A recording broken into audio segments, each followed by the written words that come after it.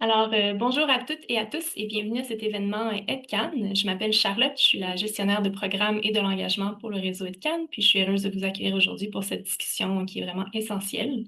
Cet événement marque le lancement de notre série francophone dédiée à la transformation de nos milieux scolaires. Avant de commencer, permettez-moi de reconnaître que notre travail au Canada se déroule sur les territoires traditionnels des Premières Nations, des Métis et des Inuits.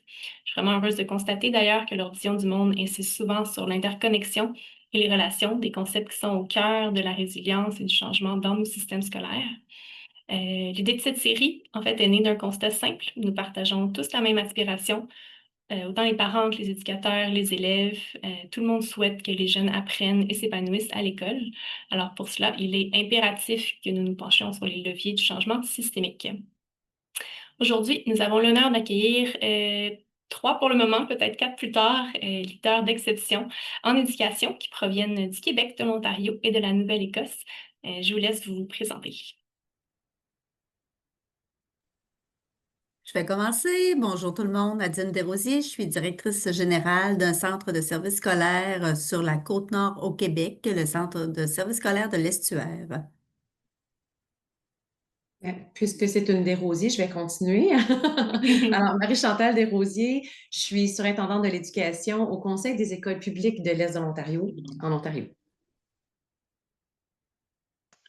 Et de l'Est, Michel Collette, je suis directeur général du Conseil scolaire acadien-provincial, 23 écoles en Nouvelle-Écosse. Merci tout le monde. Alors, nos invités vont nous partager leur expérience sur la façon d'intégrer le changement systémique, comment on peut renforcer le développement professionnel continu, puis aussi bâtir un climat de confiance et de responsabilité qui est partagé.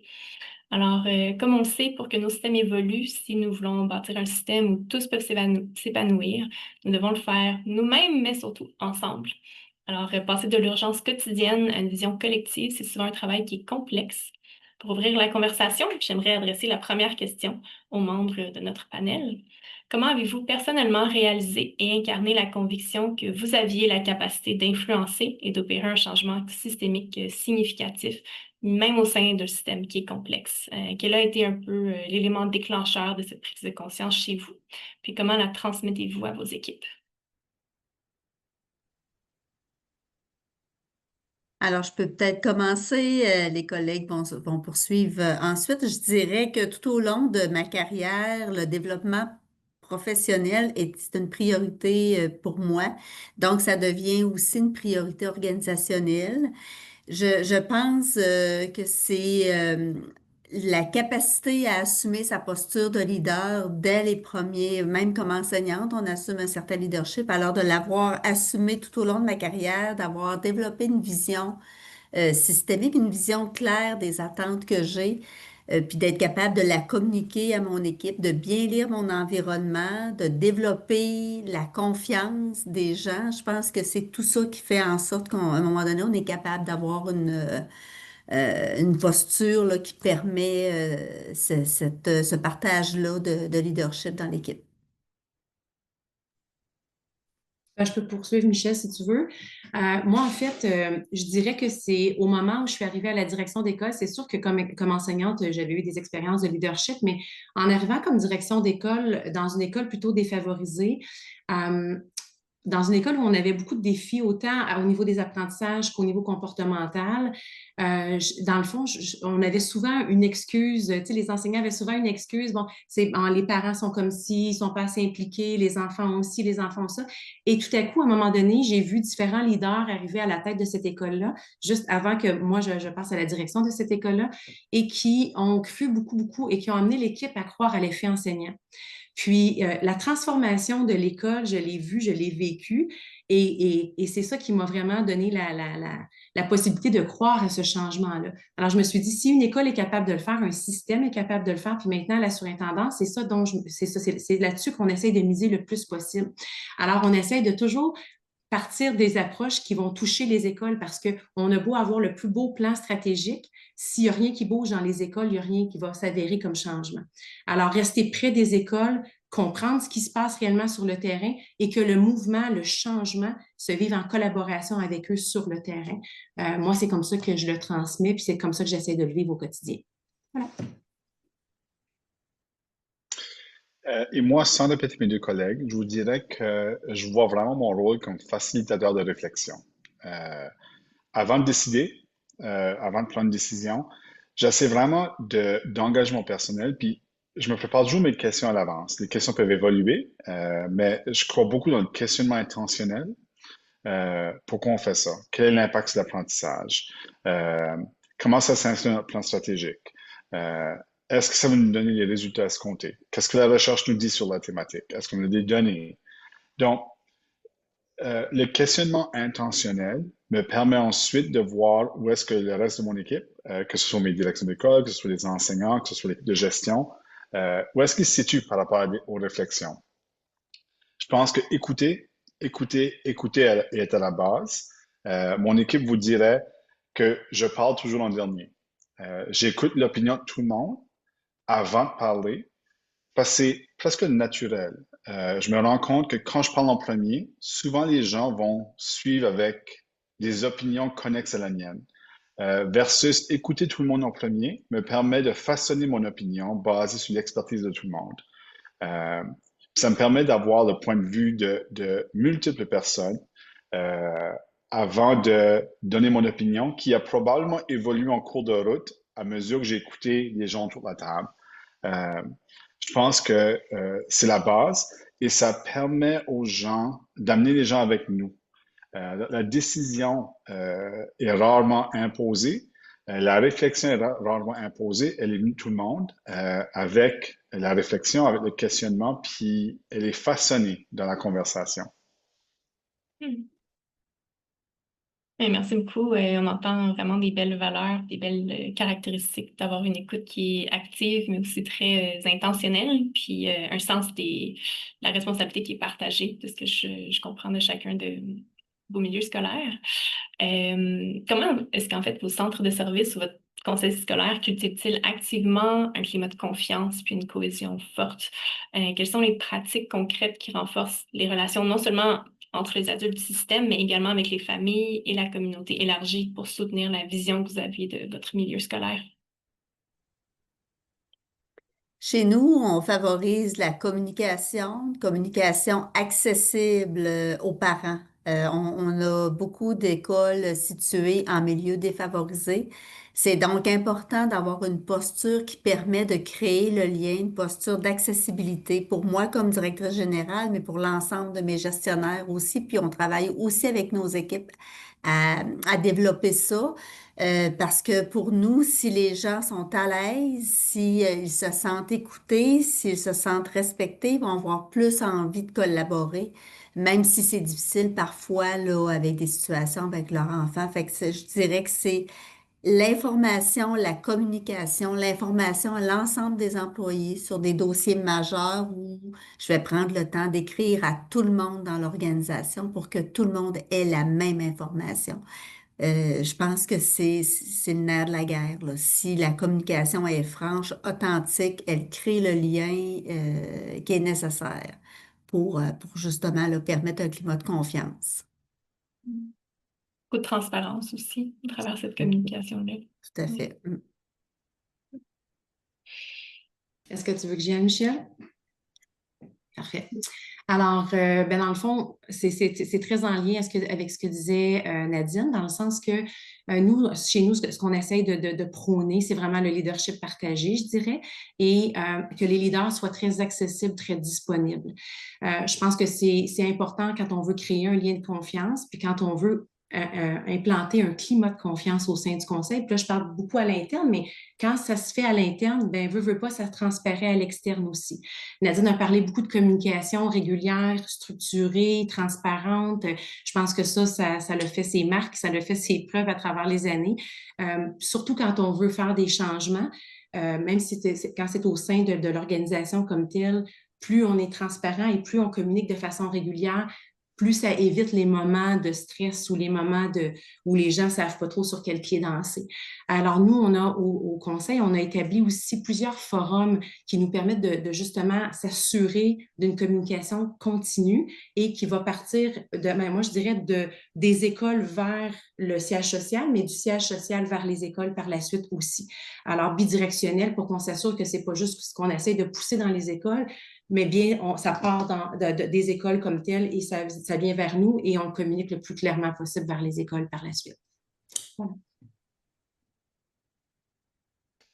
Donc, entièrement d'accord avec mes deux collègues. Je ne vais pas répéter ce qu'elles ont dit. Je vais quand même ajouter euh, toute la question de la présence. Puis, la communication, hyper importante. Nous, par exemple, une fois par mois, je rencontre l'ensemble du personnel en ligne. 1200 membres du personnel. Ils doivent se brancher à 3 moments pour 15 à 20 minutes. Donc, c'est jamais très long. Euh, c'est vraiment faire des mises à jour, des mises au point. C'est surtout pour créer une relation entre moi et eux pour que quand je suis présent dans les écoles, ils me connaissent. Je suis plus qu'un nom. Ils me voient, même si souvent c'est à distance, régulièrement. J'arrive dans leur école, ils m'invitent dans leur salle de classe, puis ils me parlent presque comme je suis leur direction d'école. Parce qu'ils me voient régulièrement, je ne suis pas juste un nom dans une signature. Donc, je dirais la présence, même si elle est virtuelle, compte tenu de la géographie, a un impact. La deuxième chose, la présence physique. C'est de prendre le temps de physiquement être dans nos écoles. Moi, je prône beaucoup auprès de l'équipe de gestion la présence physique dans nos écoles. Moi, je visite au moins une école par semaine, même si c'est juste pour 30 minutes, même si c'est juste pour marcher le bâtiment et la direction d'école. Euh, donc, de prendre des moments pour physiquement être sur place fait énormément. Puis entièrement d'accord avec la communication et la transparence, mais je vous dirais le relationnel est aussi important. Oui, absolument. Euh, c'est vrai que c'est vraiment important, bon, pour répéter la communication, la transparence, la réciprocité aussi. Puis, ben, ça me faisait changer. Souvent, les systèmes vont instaurer un peu les conditions pour le bien-être, puis les cultures vont faire vivre ces conditions-là. Mais des fois, c'est nécessaire d'avoir un changement de culture, puis de transformer les mentalités. Comment, en fait, est-ce que vous créez un espace qui est sécuritaire pour vos directions, pour vos leaders, pour leur permettre de s'engager dans une réflexion qui est vraiment approfondie, puis de délaisser un peu les urgences qui sont quotidiennes pour vraiment parler avoir une vision durable du bien-être en milieu scolaire? Ça peut être des processus, ça peut être des politiques, des rencontres. Comment est-ce que vous installez un espace sécuritaire? On laisse Michel commencer cette fois-ci. Je peux absolument commencer. Euh, et moi, en Nouvelle-Écosse, c'est 1 heure plus tard, donc il commence à faire noir, donc ça se peut ouvrir plus de lumière. Euh, donc, nous, il n'y a aucun doute que la question de la santé, du bien-être, la réflexion est hyper importante. Il n'y a aucun doute puis je ne parle pas nécessairement précisément de notre plan stratégique mise sur ces choses-là. Je vous dirais que euh, qu'est-ce que la recherche nous dit, puis qu'est-ce que les données nous disent. Puis là, amener le personnel avec nous. Donc, par exemple, nous, au CSAP, on parle beaucoup de l'enseignement efficace. On a de la recherche sur l'enseignement efficace. On a développé des cours et des modules sur l'enseignement efficace. On a un plan quinquennal sur 5 ans pour former l'ensemble du personnel enseignant. Donc, c'est d'avoir un plan clair, transparent et communiqué à long terme. Donc, quand on parle de transformer les mentalités, quand on parle de réflexion, c'est ancrer ça dans un chemin très clair. Puis l'exemple que je donne souvent à mon personnel, c'est quand j'embarque dans la voiture, j'ai déjà choisi la destination. Donc, c'est rare qu'on prend l'auto pour juste aller se promener. Ça arrive, mais de manière générale, on prend l'auto pour aller à l'épicerie, pour aller au travail, pour aller visiter un ami. Euh, La destination est claire et là ensuite, on fait des réflexions qui nous amènent vers la destination. On crée des espaces qui nous amènent vers la destination.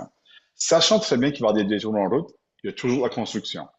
Mais la destination, si elle est claire, si elle est précise, si on sait où est-ce qu'on s'en va, les réflexions deviennent très authentiques parce que c'est des réflexions très intentionnées pour arriver à la destination. On prend une route A ou route B ou route C et pour quelle raison qu'on a choisi cette route-là? Et on a-tu besoin des pneus d'hiver pour prendre la route? Ça nous amène à toutes les autres questions qu'on doit se poser pour arriver à une destination qui est claire, précise et intentionnelle. Donc, je vous laisse pour une minute, parce que je vais aller ouvrir plus de lumière, mais je suis là. Ouais, pas de problème. On peut laisser Marie-Chantal ou Nadine répondre. Vous y aller, Nadine? Non, vas-y, vas-y. OK, alors je reste dans la sandwich. Excellent. Alors, c'est ça, dans le fond, ben, je pense que Michel a apporté des excellents points. Moi, je pense que c'est sûr que pour que les changements soient durables et ça fonctionne bien dans un conseil, je pense qu'une structure qui est importante, qui est importante pour faciliter ces changements-là. J'en ai parlé tantôt des différents forums qu'on a au conseil pour justement s'assurer qu'on communique bien, qu'on collabore bien, qu'on a du temps pour réfléchir ensemble, mais pas juste ensemble les leaders du conseil, mais ensemble avec l'ensemble des membres du personnel, parce que évidemment, ça concerne tout le monde, ces changements-là. Je pense que ce bout-là qui est important, mais moi, je le vois aussi, puis je suis certaine que Michel, à la façon dont il l'amenait, c'était sous-entendu, là, mais la culture du respect des opinions des autres. Tu sais. Je pense que ça aussi, c'est hyper important, que les gens autour de la table, peu importe avec qui on est assis, ils sentent que leur opinion va être valorisée et respectée, parce que si on n'a pas ça, on va toujours avoir des langues de bois. Là. Et puis, ce qu'on veut, c'est vraiment aller chercher vraiment l'opinion des gens sur le terrain, de pouvoir travailler ensemble, de pouvoir évoluer ensemble. Alors, on veut vraiment ce climat de transparence puis de collaboration ouverte et où on respecte l'opinion de tout le monde. Puis moi, je dirais que aussi, on va opter parfois pour de l'accompagnement externe parce que des fois, on est habitué de faire les choses un petit peu de la même façon, puis c'est bien de se faire déranger un petit peu dans nos habitudes en ayant cherché une vision qui est différente. Fait que moi, des réseaux comme aujourd'hui, je trouve ça sensationnel parce que j'ai déjà pris des idées en note, justement. Parce qu'on entend ce qui se passe ailleurs, puis on se dit, ah, c'est drôle, j'avais oublié ça, ou ah, j'avais pas pensé à ça. Alors, je trouve que l'accompagnement externe au niveau du leadership, c'est important, mais même aussi pour nos employés, je pense que des fois, de recevoir de l'accompagnement d'une personne qui est externe, c'est un petit peu plus neutre et ça peut avoir ses avantages également. Alors, voilà. Certainement. Chez nous, dans le fond, on a retravaillé au niveau de nos structures pour se dégager des espaces où on peut se permettre de réfléchir. Par exemple, on a instauré des communautés de pratique avec nos directions d'établissement, mais les rencontres d'accompagnement, supervision des directions d'établissement sont aussi en petits groupes. Et on est plus dans la réflexion, l'amélioration de nos pratiques. Moi, chez nous, je parle plus depuis quelques années de changement, je parle plutôt d'amélioration de pratiques parce que la référence à un changement, c'est comme si on tassait tout du revers de la main puis on recommençait d'autres choses. Alors qu'il se fait des belles choses, il se fait des actions posées sur des éléments de recherche, on a des résultats probables, ben, on peut toujours s'améliorer. Fait qu'on travaille plus dans cet esprit-là de vouloir poursuivre une amélioration, puis de créer ces moments de réflexion-là. Là, je me rends compte après, ça fait maintenant 5 ans que je suis directrice générale du centre de service. Ça commence à percoler dans les milieux, là, des moments de réflexion, les directions en créent avec leur équipe. Fait qu'on voit là qu'il y a un fil conducteur qui s'installe, puis il y a une cohérence qui s'installe dans l'organisation. Mm. C'est vrai, les mots qu'on utilise, ça peut faire toute la différence. C'est que je trouve que c'est vraiment une bonne stratégie. Puis c'est super de savoir aussi que vous avez tous des espaces différents qui sont sécuritaires pour encourager les gens à s'exprimer. Si on va dans les ressources maintenant, dans un contexte de ressources limitées, non, c'est pas une surprise, comment est-ce que vos organisations réexaminent-elles de manière créative l'allocation et l'utilisation des ressources qui sont existantes pour vraiment maximiser l'impact direct sur la réussite académique, puis aussi sur le bien-être des élèves et du personnel? Peut-être je peux commencer, puis Marie-Chantal, tu commenceras la prochaine fois. Euh, à vrai dire, c'est une excellente question. Puis je vais la répondre en vous présentant, en vous parlant un peu de mon cheminement. Quand je suis arrivé dans mon poste, moi aussi ça fait 5 ans, la première chose que j'ai faite, c'est que j'ai pris le temps d'observer, écouter, regarder qu'est-ce qui se passe dans le système.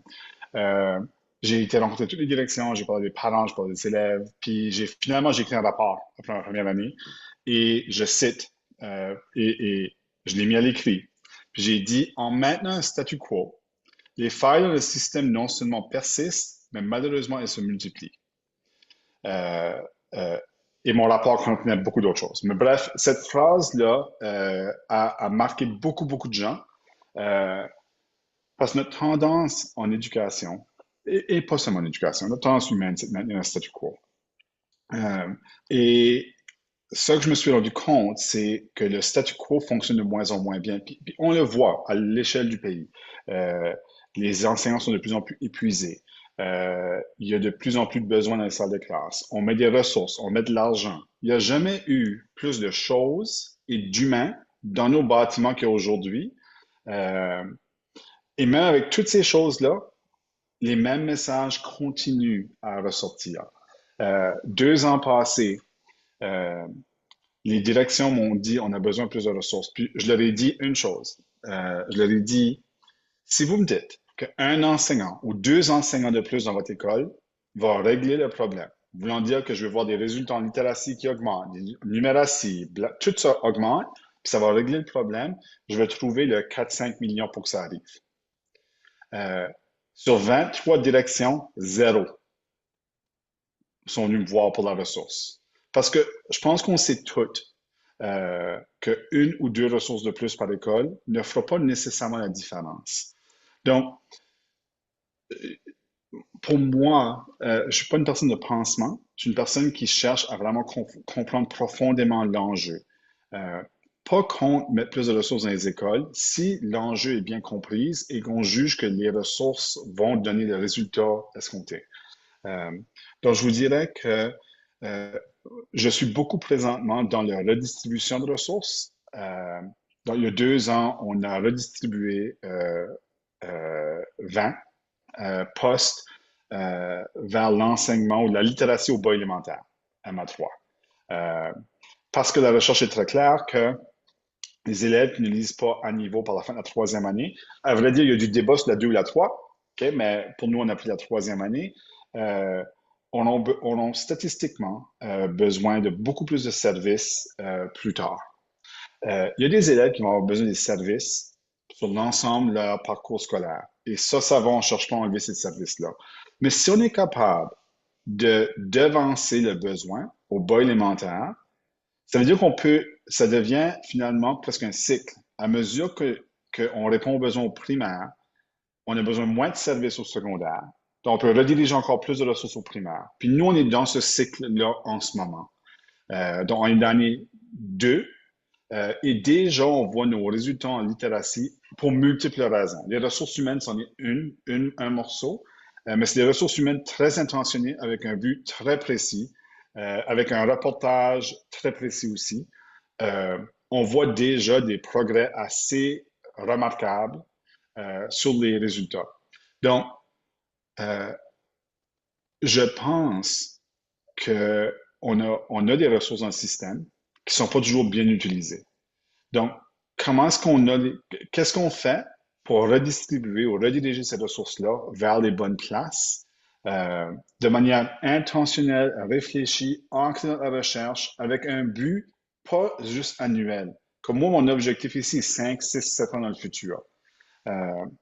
Donc, je vous dirais que l'année prochaine, on a l'intention de rediriger une autre vingtaine de ressources vers le bas élémentaire parce qu'on commence à voir en 4, 5, 6, il y a moins de besoins. C'est un début. Donc, j'espère que dans quelques années, je vous parlerai de nouveau et je vous dirai que le cycle fonctionne.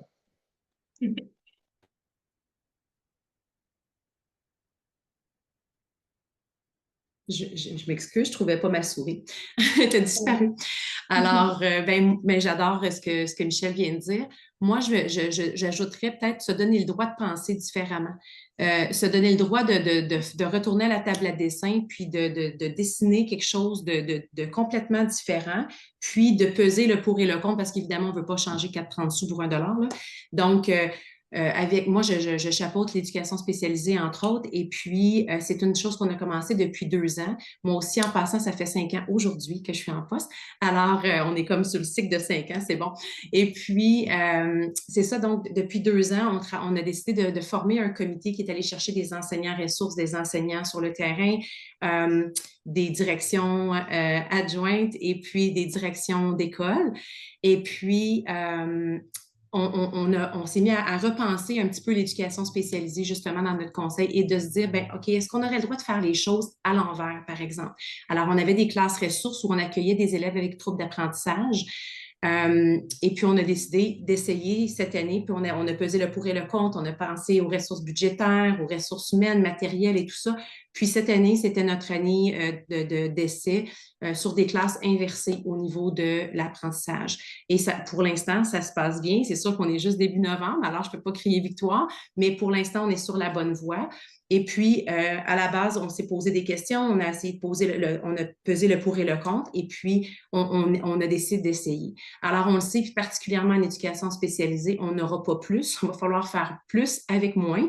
Donc, à un moment donné, il faut penser différemment, puis il faut se dire, est-ce que c'est la meilleure façon pour aider nos élèves en difficulté? Est-ce que j'ai mis le focus sur l'équité, le bien-être et la réussite de l'élève ou pas? Et puis, essayer des nouvelles choses. Moi, je pense que c'est aussi une approche à garder en tête.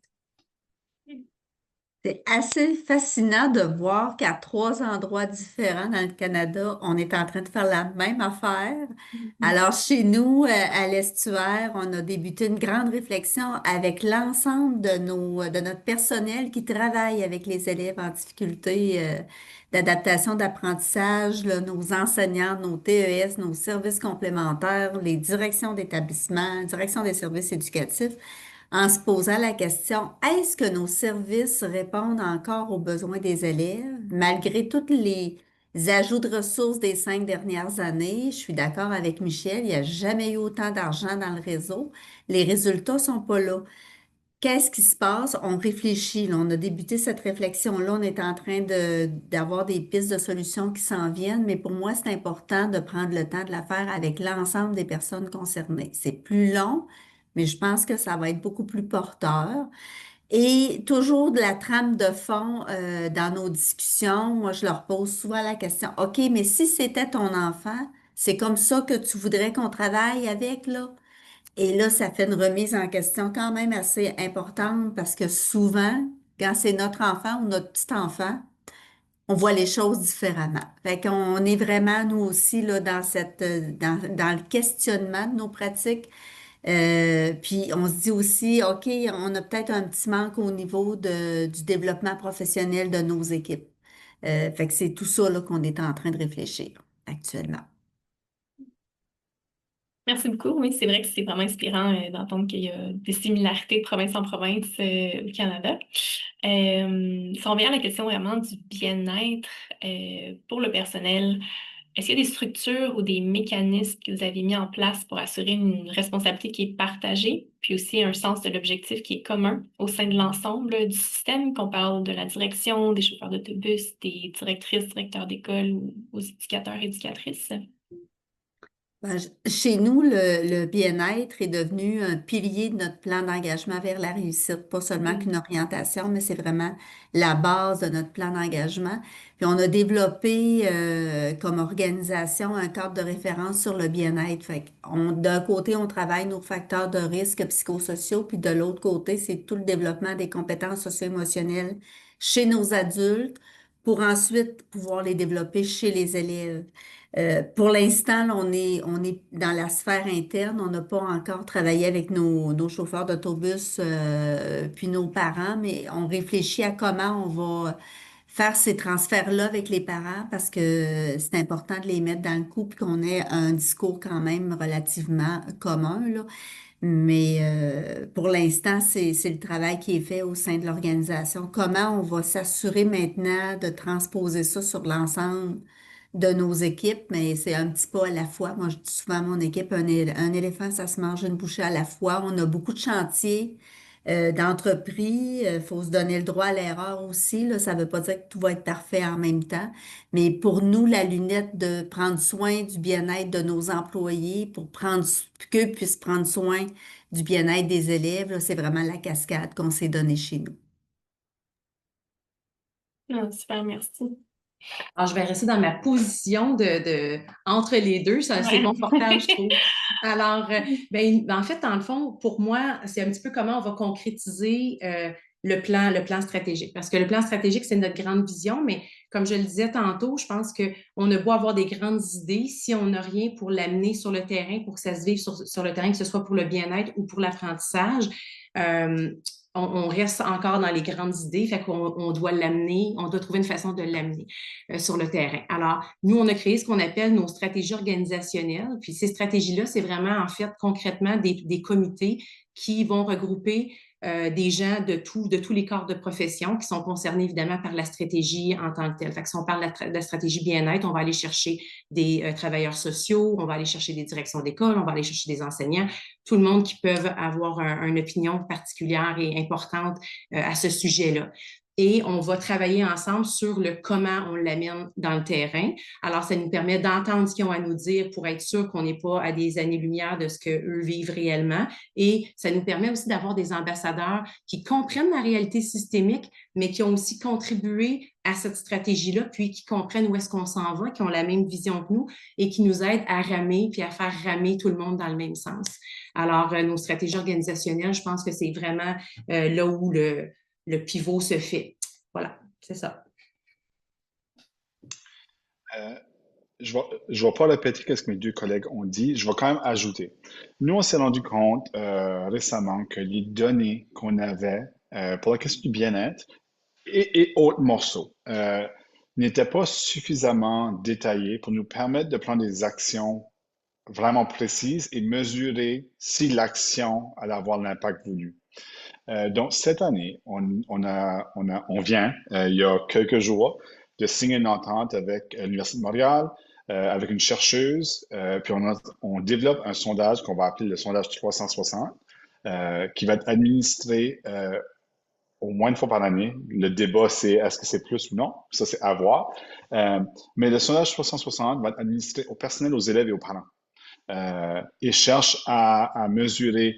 Il y a bien-être, il y a construction identitaire, milieu minoritaire en Nouvelle-Écosse, il y a des choses académiques, mais ça cherche vraiment de donner un portrait global de nos communautés ou des gens dans le système pour nous donner les données concrètes qu'on a besoin pour planifier des actions et ensuite pouvoir mesurer si l'action a donné le résultat voulu. Donc, le bien-être fait partie de notre plan stratégique. Moi, je suis au CSAP dans ce rôle-ci depuis 5 ans, mais au CSAP depuis bien plus longtemps que ça. On parle de bien-être, ça fait longtemps. C'est pas du nouveau, mais est-ce que les gens sont mieux aujourd'hui qu'ils étaient il y a 10 ans? Je peux pas vous dire la réponse, pour moi, je peux pas vous dire la réponse à cette question-là est oui. Je peux vous dire qu'on a fait beaucoup de choses, mais je suis pas certain si je pose la question, est-ce que c'est mieux aujourd'hui que ça a été il y a 10 ans? Est-ce que vous êtes plus bien aujourd'hui que vous étiez il y a 10 ans? Que la réponse serait oui. D'ailleurs, j'ai l'impression que la réponse va être beaucoup plus nuancée. Donc, comme je vous ai dit, je suis pas une personne de pansement, je suis une personne d'arriver à la source. Puis je me suis rendu compte en creusant les données avec mon personnel que la source n'était pas claire. Donc, l'idée du sondage 360 avec l'Université de Montréal va nous donner, j'espère, les données qu'on a besoin. Il y a une équipe de gens de l'Université de Montréal qui travaille avec nous sur ça. Donc, c'est pas quelque chose qui a été développé uniquement par le CSAP, c'est quelque chose qui est développé avec des chercheurs qui font à peu près que ça. Donc, nous, on s'en va dans cette direction-là pour le moment. Mais merci beaucoup à vous d'avoir pris le temps aujourd'hui de nous avoir partagé vos meilleures pratiques en termes de bien-être en milieu scolaire. Je suis persuadée que vous avez inspiré plusieurs autres milieux scolaires qui sont en ligne en ce moment avec nous, les prochains qui vont écouter l'enregistrement dans les prochaines semaines avec vos idées qui sont vraiment novatrices, concrètes, puis qui vont certainement contribuer à bâtir les milieux scolaires de demain.